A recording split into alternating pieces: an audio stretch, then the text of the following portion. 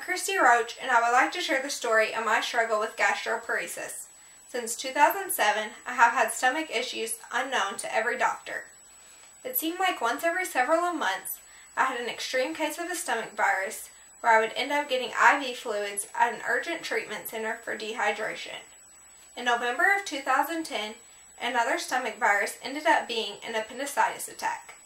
At the time, doctors thought it was possible this was the answer to my issues. I was currently on the school swim team, but after surgery I had to quit the team because of feeling nauseous every time I practiced. Getting my appendix out wasn't the answer, as stomach viruses were coming on at least once a month. To add to my suffering, rumors started to spread at school that I was bulimic because I was always in the bathroom throwing up. This, along with other bullying comments, led me to eat lunch by myself in the guidance office every day. On top of being sick, I couldn't handle the bullying. My senior year of high school, I made one of the best and hardest decisions of my life and switched schools. I made great friends, and I didn't hate going to school anymore. However, even though I was much happier, my sickness soon became worse.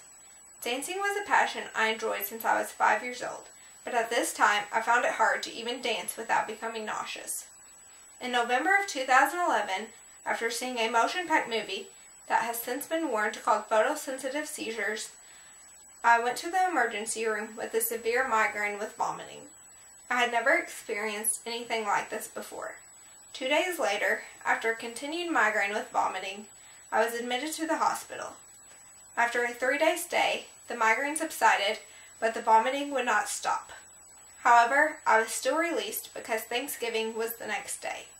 Thanksgiving Day, I tried to eat, but I was not successful at holding anything down.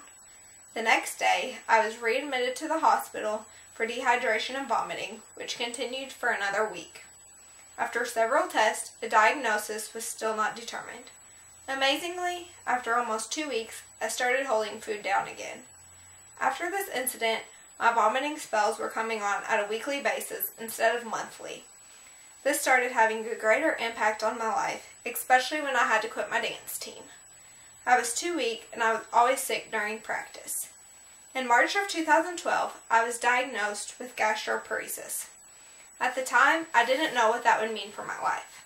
I hadn't heard of the disease, but the doctors gave me information on it, and I started to do my own research.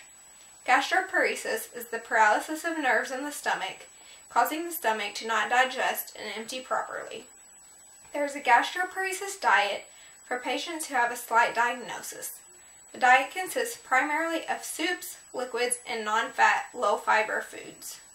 I was told if I tried this diet, I may be able to eat without getting sick. However, my diagnosis of gastroparesis was much more severe. There are a few medications to aid with the digestion process, but I have not been responsive to any of them. After my initial diagnosis, I was determined to finish my senior year strong. However, just the day before graduation, I was back at the urgent treatment center getting more IV fluids. I wasn't able to attend any of my friends' graduation parties because I was too weak and struggled to make it through my own party and graduation ceremony. After that point, my health continued to go downhill. From the beginning of June to the beginning of August, I was not able to hold food down at all. I lost over 20 pounds and became severely malnourished. I started receiving home health care to give me IV fluids without having to go to the hospital, but all my veins were collapsed from being too dehydrated. I ended up getting a PICC line in my arm to make hooking up to IVs more accessible. The IV fluids helped a little, but they weren't enough to keep me alive on their own. In the middle of August, I was admitted to the hospital for more treatment, which involved getting an NJ tube. The NJ was a feeding tube that had to be put through the nose and throat and went all the way to the small intestines. This was to see if I could accept the feeding tube through my nose and in the small intestines. Once successful, keeping the NJ for 5 days, the doctors decided my body would accept a permanent J-tube on August 20th.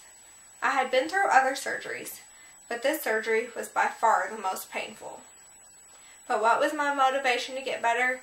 I had to start school the 27th, exactly 1 week after surgery. My whole family, and even some of the doctors, tried telling me to sit out a semester, that I needed time to rest and recover. However, I knew what I was capable of. Having something to look forward to would push me to get better. I was determined to start walking around the hospital halls right after surgery to prove to the doctors that I could go home.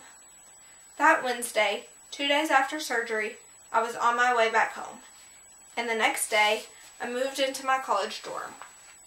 I can't say I had a lot of energy doing it, but I can say I was determined enough to do it. I was still in a lot of pain, exhausted, and malnourished. However, I went to class that next Monday and made it through my first week of college in no time.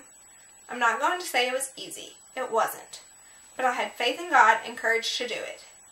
The first couple of months, I was fitting in naps whenever I could to keep me going. However, I am proud to say I finished my first semester with 17 credit hours with all A's. I'm now in my second semester, and I'm trying to gain more energy. I go to the gym whenever I can to have something to keep me active. I hang out with my friends, go to class, and study just like every other college student. The only difference with me is I still can't eat. I'm hooked up to my feeding tube for 14 hours a day, which limits some nightly activities. I am always at events on campus with food, and it is a struggle being around food, knowing that I haven't eaten in 6 months now. What people don't understand is that I am still constantly hungry. Since my J tube goes into the jejunum of my small intestines and skips the stomach, I never feel full. There is no cure for this disease, and it is something I just have to get used to. I always try to stay happy and be positive, but I have to admit sometimes the hardships hit me all at once. I realize I can't do something everyone else enjoys, that everyone else takes for granted every day. The reason I made this video is to spread awareness about gastroparesis and feeding tube awareness in general. I am not the only starving person who is only alive because of tube nutrition. My challenge to everyone after watching this video is to go 1 day without food. I know it's a stretch, but it's 1 day, and it is only a glimpse of what me and others like me go through every day of our lives.